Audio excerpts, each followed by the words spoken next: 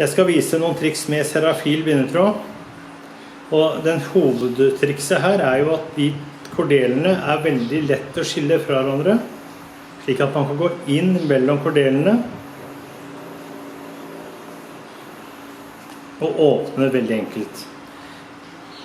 Så bruker jeg blåsviks. Den henger med som et erteris. Jeg påfører blåsviksen bindetråden på den måten her.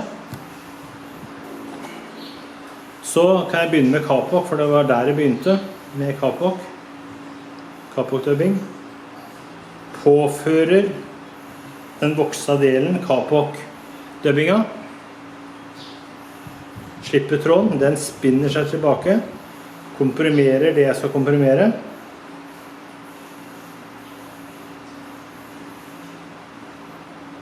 Og bruker dubbinga da på en vanlig, ordinær måte. På den måten så får man jo akkurat passe døgnfluekropper, men man kan legge på flere lag. Dette her kan gjøres med andre dubbinger, med silkedubbing, med polydubbinger, med det meste.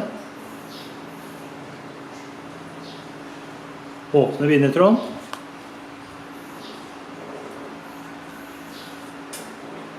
Legge på skiboksen.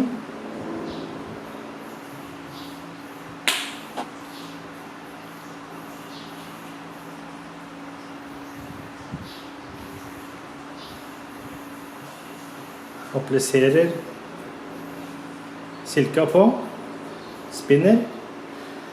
Silke jo ikke det først og fremst jeg ville prioritert på den måten her. Den ville jeg jo dabbe på en alminnelig måte, men som et eksempel.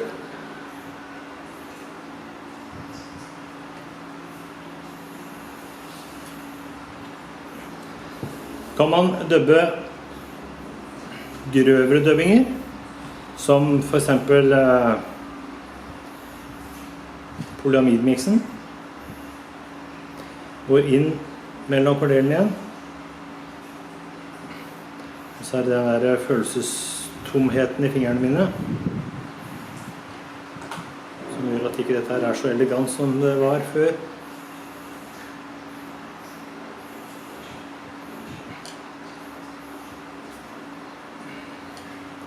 Ja, vi får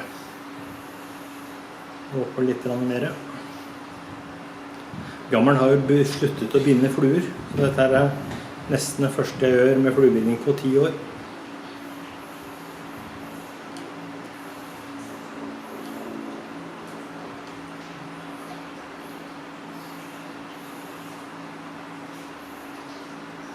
Høyere og sånt noe som sikter ikke noe særlig moro. Men som trøst, dere kommer til den alderen de fleste.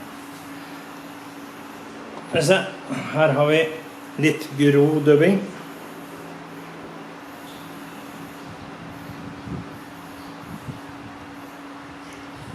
Litt grov dubbing med glittertråd.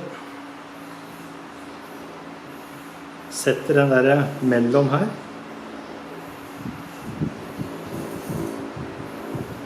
Sånn, tar vekk det jeg ikke skal bruke. Spinner. Og komprimerer, og har da dubba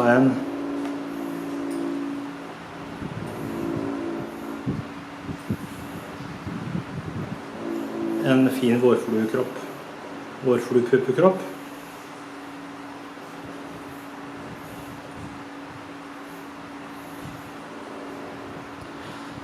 Og så kan dette her selvfølgelig brukes til andre ting også. Her har jeg festet litt revehår. Det faktisk det eneste jeg hadde av hårmateriell her.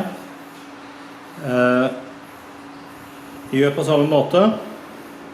Jeg har satt revehåret fast i en papirklemme. Går inn mellom kordelene.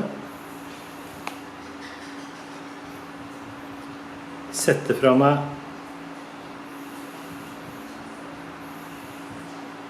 revehåret. spinner revehåra.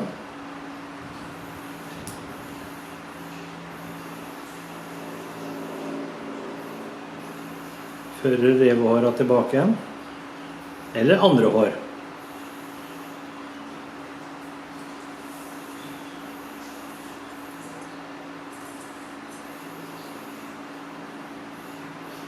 Sånn. Så må jeg finne noe som kan illustrere CDC. Det jo dun da. Det dun det eneste jeg kan bruke her, som jeg har.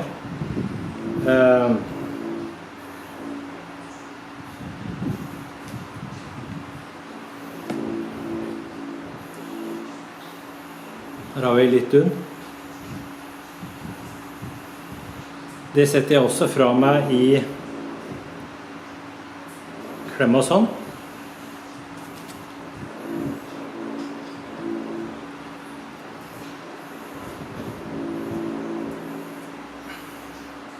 Dette her veldig likt Marabou. Veldig likt Marabou. Her stikker noen ender ut. Gjør fortsatt det samme.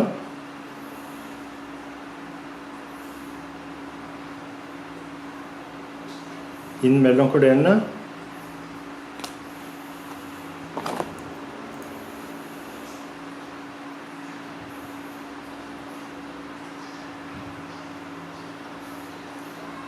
Setter fra meg duna. Og spinner det.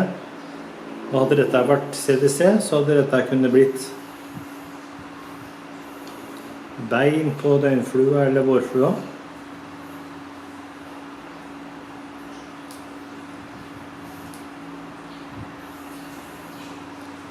Så her kan man begynne også å tenke, begynne å eksperimentere, gjøre ting man aldri har gjort før, bruke materialer på en måte som man aldri har brukt det.